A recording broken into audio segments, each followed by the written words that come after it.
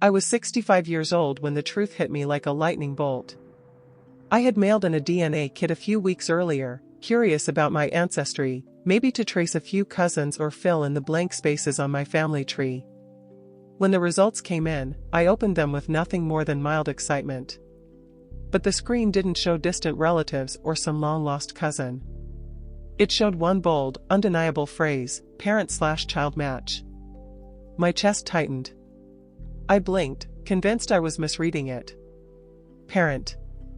Child. Mine. I had no living children outside the ones I raised. None. Unless. I thought back to the secret my mother carried, the one she told me when I was only 16, your baby was stillborn. We buried her quietly. For nearly 5 decades, I accepted that. I mourned in silence. I buried the grief under the routines of adulthood. But DNA doesn't lie. And suddenly, with one test, everything I believed about that night unraveled. How could my DNA say I had a living child when my mother swore that baby never took a breath? I grew up in a small, tightly bound community where reputation meant everything. My mother ruled our home with discipline wrapped in devotion, every word of the preacher was law, and every action was measured against the fear of gossip. I wasn't rebellious by nature, but I was curious, tender, and far too trusting. At 16, my life changed forever. I fell into what my mother called a forbidden friendship with a boy from a different family background, someone she didn't approve of. He was kind, gentle, and for a short while, he made me feel like I was seen, not just controlled. But when I found myself pregnant, the fragile bubble of that affection burst under the crushing weight of reality. For my mother, this wasn't just a teenage mistake. It was a scandal. She reacted with swift determination. One day, I was in school, the next I was gone. Neighbors were told I was sick and needed to stay with relatives. No one questioned her. In our community, her word was enough. I was hidden away, shamed into silence, and told repeatedly that no one could ever know. When the day of birth arrived, I was terrified but hopeful. Despite the fear, I thought maybe, just maybe, I could hold my child, that I could find comfort in the tiny face I had dreamed about in secret. But I never saw her. My mother delivered the news coldly, without tears. The baby was stillborn. We've already buried her. I wasn't allowed to attend. I wasn't told where. There was no grave to visit, no chance to say goodbye. Just a closed door and silence that followed me for the rest of my life. My mother carried on as if nothing had happened. I returned home thinner, quieter, and forever changed, while she spread the story that I had been ill for months. For decades, I carried the weight of that night. I believed I had lost my only chance at holding that baby, at hearing her cry. The grief hardened into a scar, one I buried beneath marriage, children, and the routines of adulthood. It was a tragedy, I thought. Until the DNA test told me otherwise. The DNA kit was never supposed to change my life. I bought it on a whim, the way some people buy crossword puzzles or family history books. At 65, I thought it would be fun to know a little more about where my ancestors came from, maybe Ireland, maybe Scotland, maybe just the small patch of land my family had lived on for generations.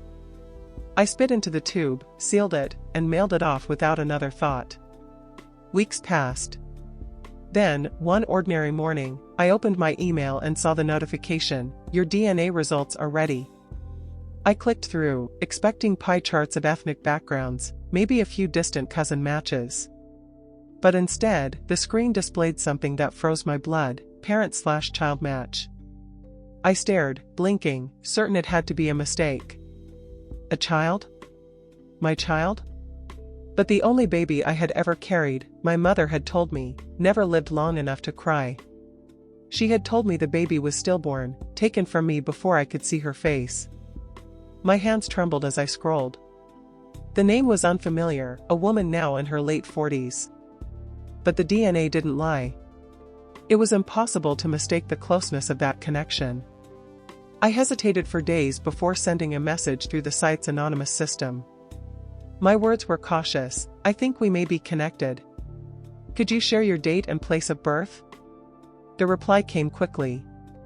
Her birth year matched exactly the year I was hidden away. Her birthplace was the same hospital where my mother took me all those years ago. She explained that she had been adopted as an infant, told little about her biological family, and had always wondered who her real mother was. As I read her words, my heart pounded in my chest. There was no denying it. The baby my mother said had been buried was alive. She had grown into a woman who, without knowing it, had spent her whole life searching for the truth I had been denied. And then the most chilling thought struck me. If my baby was alive all these years, what exactly did my mother bury?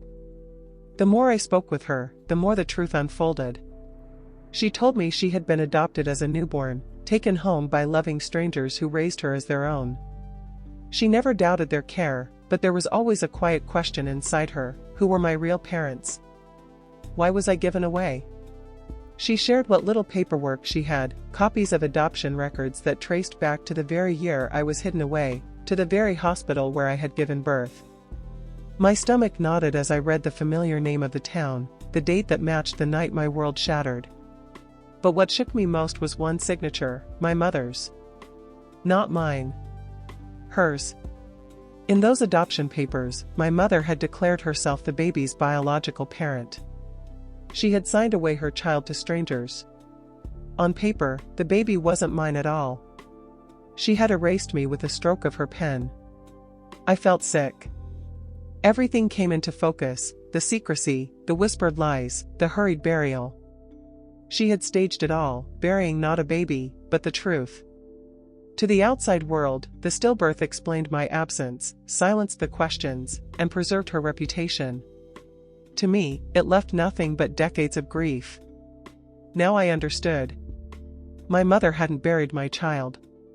She had buried my voice, my right to be a mother, my chance to hold the life I had created.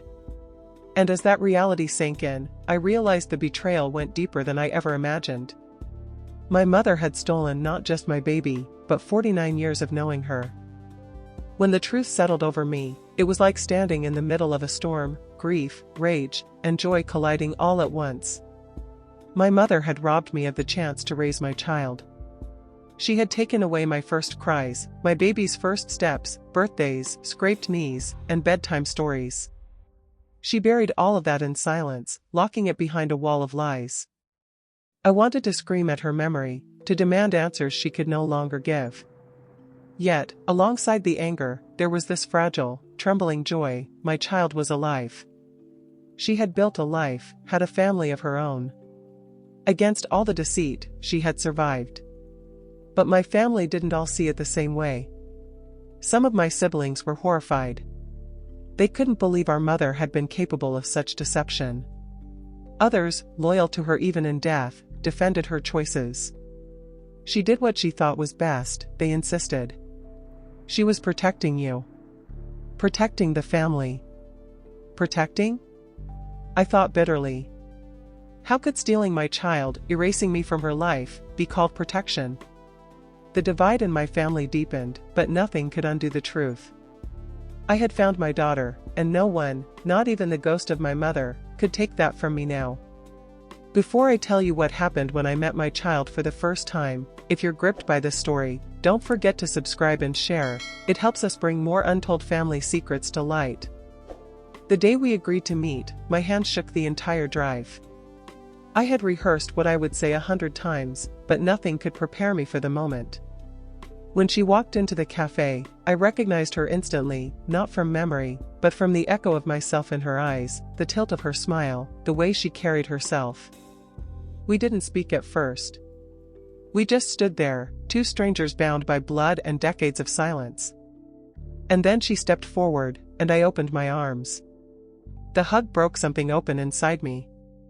49 years of grief poured out in tears I couldn't hold back. Through trembling words, I told her the truth, or at least, the truth as I knew it. I explained the circumstances, the way my mother had taken control, the lie of the stillbirth. I apologized over and over, though I knew in my heart I had been as much a victim as she had. She listened quietly, her hand gripping mine, her face soft with compassion. Then she shared her life. She had been raised by kind parents who gave her love and stability, but there was always a missing piece, an emptiness that no one could explain. She had grown up with questions that haunted her. Who am I? Where did I come from? Why was I given away? Now, she finally had answers. We agreed we couldn't reclaim the years we lost, but we could start from here. Birthdays, phone calls, late-night talks, small bricks to rebuild what had been stolen. As I left that day, I thought of my mother. I'll never know what she truly buried that night, if it was an empty box, or a nameless tragedy used to cover her lie. I do know this: secrets don't stay buried forever.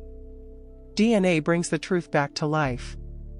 Would you want to uncover every family secret, or let some mysteries stay hidden?